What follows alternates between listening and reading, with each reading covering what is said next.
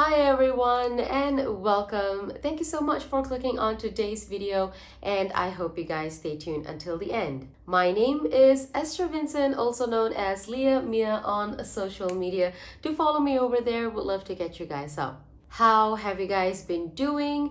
Well, as per always, wherever you guys are, I hope whatever that you're doing and wherever you guys are doing good, you guys are safe and sound. Have you guys watched my previous video? If no, do give it a view. It is about one of Malaysia's very notorious prison and all the interesting happenings that has actually taken place in that prison. It's a little bit historical, yes, I know, but it has a lot of interesting facts and some spooky stories as well. So at the end of this video, the card for that particular video will pop up. You guys can click on it and the video will play.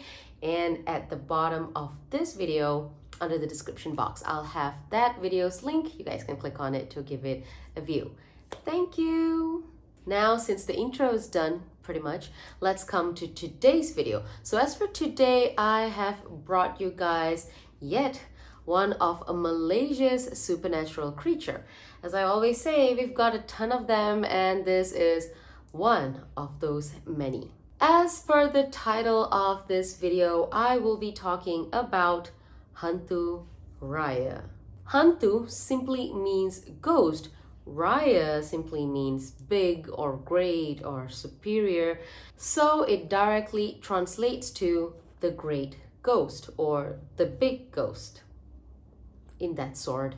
The reason it has gotten that name, Hantu Raya, is because of its very large size. Its true form is unknown until now, but modern urban legend describes it to always appear as a very large, imposing black shadow. Now, Hantu Raya is said to be of the same group as jinn or devil, and it possesses great strength. Hantu Raya is a shapeshifter, meaning it can change to anyone, any animal, or anything. Most of the time, it is said that this Hantu Raya would take the form of its owner. So, when I say it would take the form of its owner, it has an owner. So yes, Hantu Raya is a type of a demon that has a master who had a pact or a deal with the devil, and they decided to raise it. These masters, they either make a deal with the demon and they agree to raise this spirit, or it can also be let down to them by their older generation, their ancestor. Once they pass away, it was brought down to them and it goes generation by generation, sort of like a legacy, or here we call it as saka. Hantu Raya basically doubles its owner. So whichever master, whoever keeps this ghost, they've got two of themselves, because this creature mostly takes the form of their master and it acts as an alibi. Let's say this particular master is a criminal, he is involved in a murder or a crime or whatever. This creature would double as the master and stay at home, or present itself somewhere else where the master clearly has an alibi. This creature has superhuman strength. Due to the strength that it owns, it works for its master, doing his hard labor or even dirty works or illegal work, in case the master is also involved in those kind of illegal things. This creature does the work for the master. There had been instances where these masters who own Hantu Raya, had extramarital affairs, and when they are going to their mistress's place, this ghost, Hantu Raya, will take the form of their master and stay in the home with the wife and the children, acting as the husband, as the master, while the real human person is away in the mistress' place. This is something scary. The masters of Hantu Raya can also order this spirit to possess others. There have been instances and stories that I read in articles saying that these owners, most of the time, they would be either bomos. Bomos are Malaysian shamans. So they would have this spirit with them, and they would order the spirit to possess normal villagers or people around their area. And once the spirit possesses them, it will start making a ruckus and a havoc in the house, and they would come to this shaman for a cure. They would actually come to the shaman, ask for help, and he would go as if he's the super healer and order the ghost to leave whoever that it's possessed, and he would get paid for that.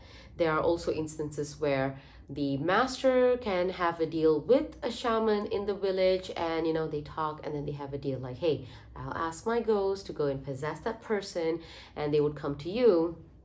Whatever profit you got, 40% is mine, 50% is mine, something like that.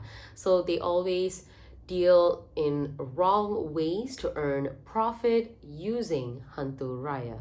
So this spirit, Hantu Raya, since it's owned by its master, it listens to whatever the master orders it. Like I mentioned earlier, this spirit, Hantu Raya, is a shapeshifter. It can shift itself or disguise itself to become anything. There have been reports by villagers or people living in the provinces with the problem of Hantu Raya, saying that at night they saw like 100-year-old tree or just huge trees bending down and up, meaning like, sort of shaking vigorously, and they think that the tree is about to break, or it's already broken.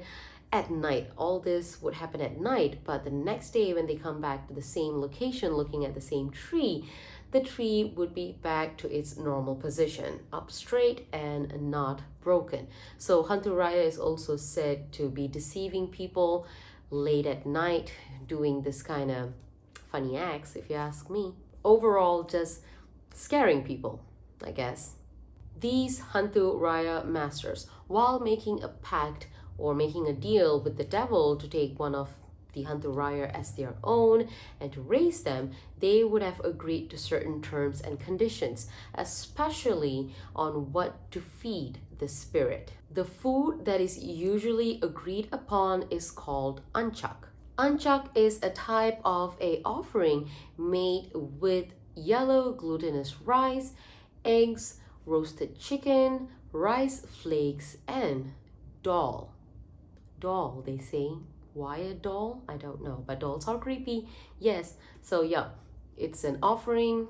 It consists of yellow glutinous rice, eggs, roasted chicken, rice flakes, and dolls.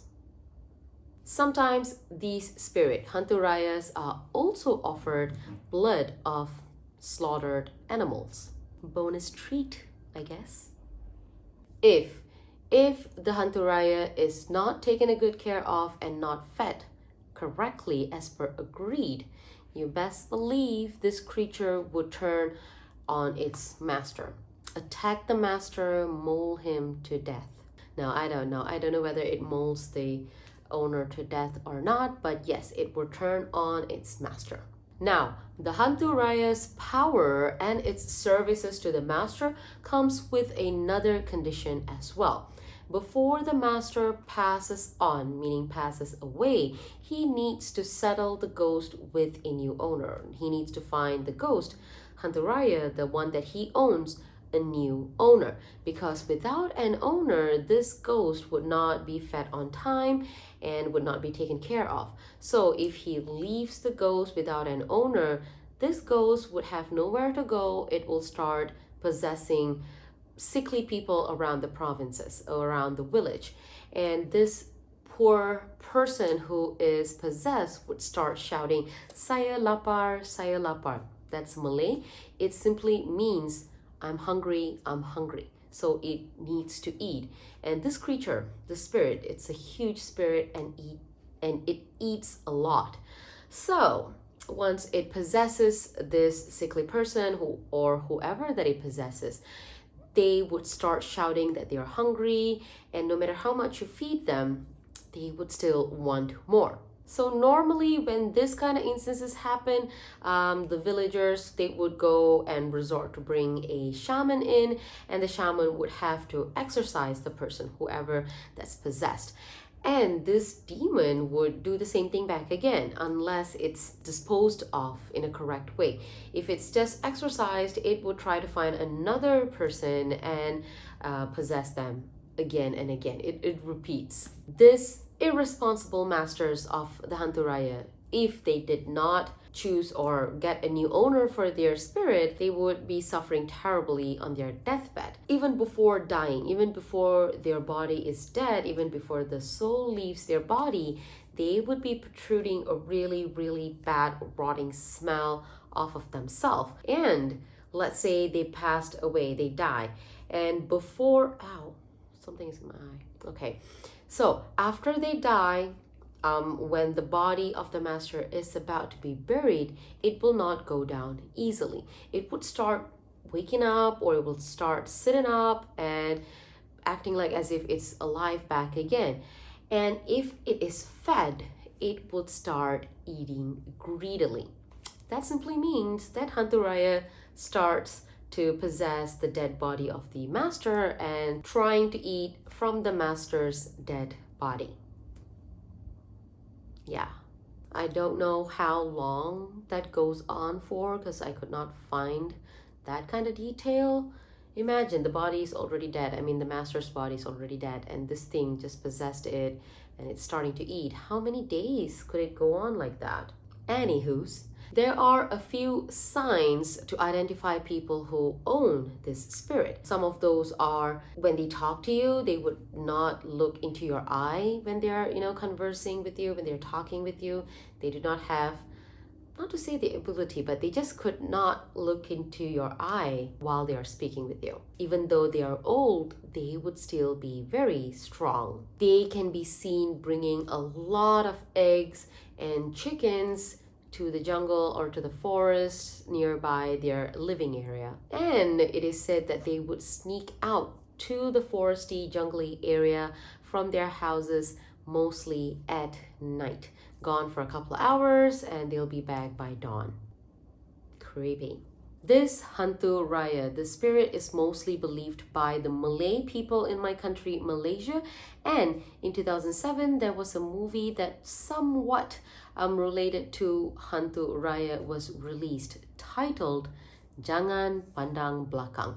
That simply means don't look back. A little bit about this movie, this film. So there would be this man and his fiance dies in a very mysterious circumstances, and this guy would want to know how his fiance died.